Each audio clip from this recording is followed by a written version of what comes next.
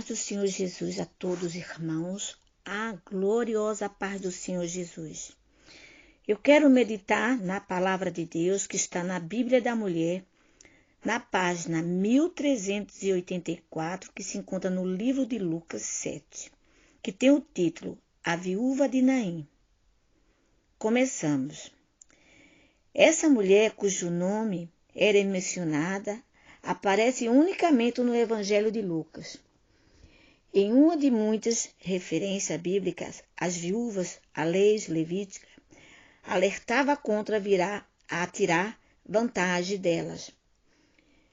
Ensinou que Deus defende a causa dos órfãos e das viúvas.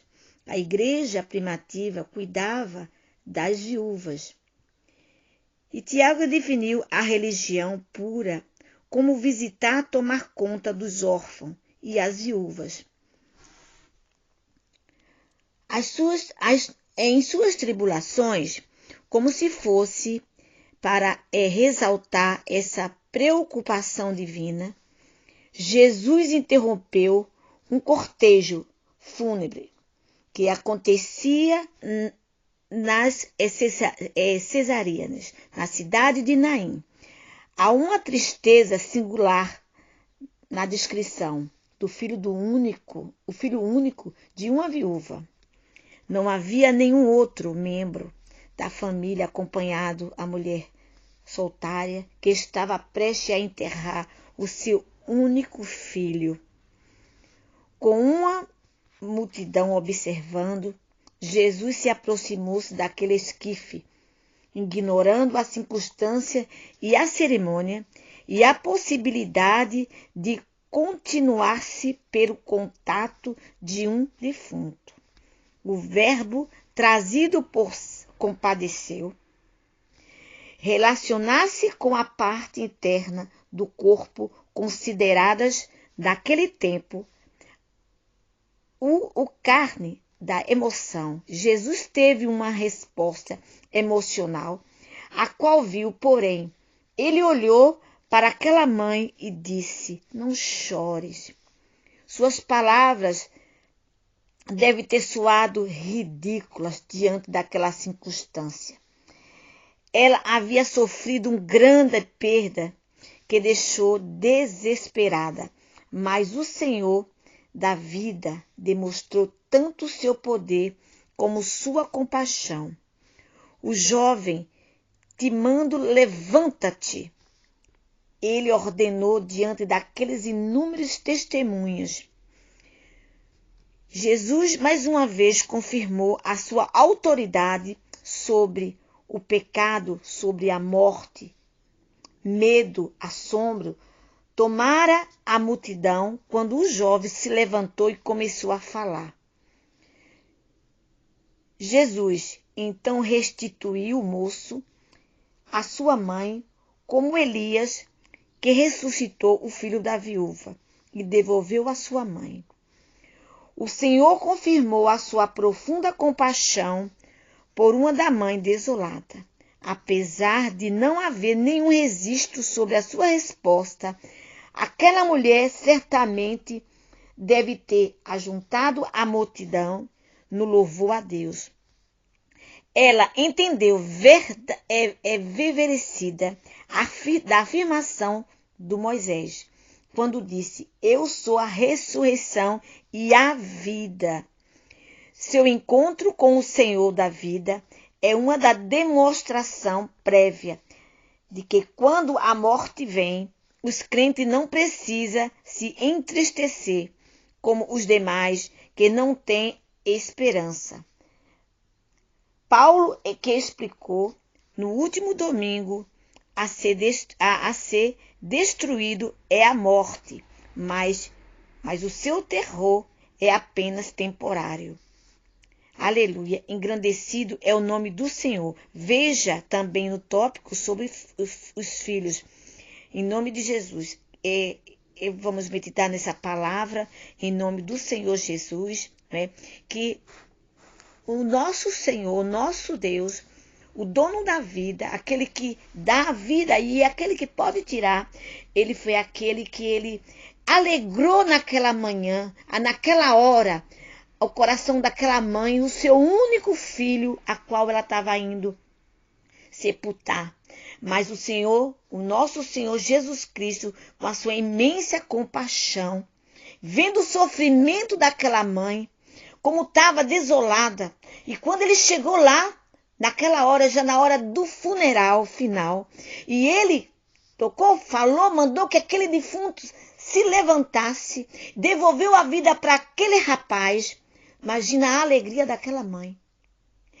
Que alegria que ela teve de saber que o seu filho voltou aos seus braços. E que aquela multidão que assistiram todas ficaram maravilhados, assombrados, maravilhados e sem entender. Porque eles não sabiam de fato que o nosso Senhor Jesus Cristo, Ele é o dono da vida. E muitas vezes nós ficamos um pouco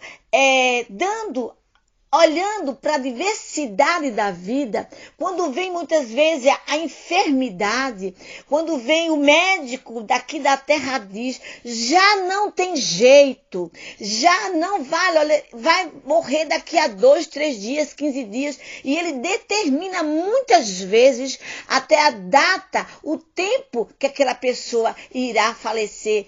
Não é? Mas se esquecendo de algo, que tem um Deus, que Ele é o dono da vida, que Ele pode devolver em perfeito estado e sarar. É maravilhoso, nós temos como servos do Senhor, nós como mulheres de Deus, temos que saber que o nosso Pai Celestial, Ele é o dono da vida. Ele é aquele, minhas amadas irmãs, meus amados irmãos, que é aquele que dá a última palavra. Quantas vezes, não é? Muitos estão até mesmo, já faleceram, o seu espírito já saiu do seu corpo físico, mas o Senhor ordena que volte, porque Ele pode todas as coisas, Ele é o dono da vida. Vamos crer no nosso Pai. Ainda que a diversidade da enfermidade atinja, temos que crer que temos um Deus que Ele pode fazer pela minha e pela sua vida. Vamos crer que esse Pai Celestial, Ele não mudou.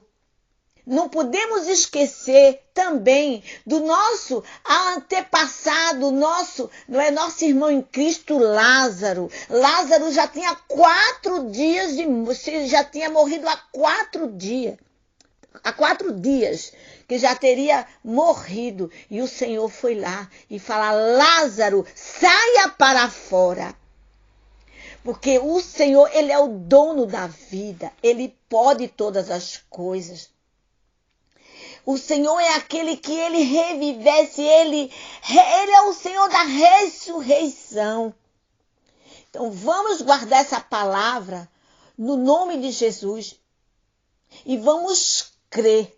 Muitas vezes quando vem enfermidade nós já pensamos na morte, apesar que a morte é uma coisa muito dorível para todos nós seres viventes.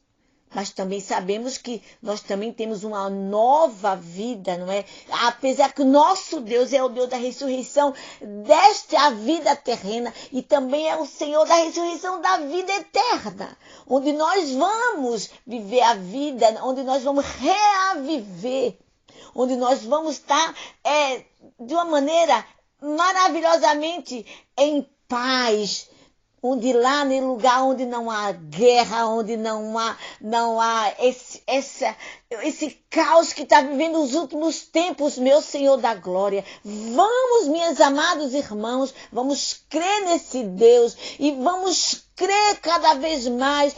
Existe dias em nossas vidas que nós achamos que não vamos conseguir porque está muito difícil. Vem enfermidade, vem desemprego, vem afrontas, vem tanto tipo de adversidade na nossa vida, mas nós temos que crer que tem um Deus, que Ele é o Deus da ressurreição, que Ele pode todas as coisas. Fique com esta